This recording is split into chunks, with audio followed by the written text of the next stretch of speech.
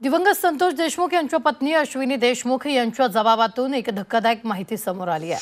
वाल्मिक कराड आणि त्याची माणसं आपल्याला मारून टाकतील अशी भीती संतोष देशमुख यांनी हत्येच्या आदल्या दिवशी आपल्याकडे बोलून दाखवली होती, असा जबाब अश्विनी देशमुख यांनी आरोपपत्रात दिला। हत्येच्या आदल्या दिवशी म्हणजेच 8 डिसेंबरला संतोष देशमुख आणि त्यांची पत्नी अश्विनी देशमुख यांच्यात या संदर्भात चर्चा झाली होती। तर 7 आणि 8 डिसेंबरला नेमकं काय घडलं होतं याचा उल्लेख अश्विनी देशमुख यांनी त्यांच्या जबाबात दिलेला आहे। विष्णू चाटेचा फोन आल्यानंतर संतोष देशमुख यांनी याबाबत पत्नी अश्विनी देशमुख यांना काय माहिती दिली ते पाहूयात ग्राफिक्सच्या माध्यमातून। विष्णू चाटेचा फोन आला होता।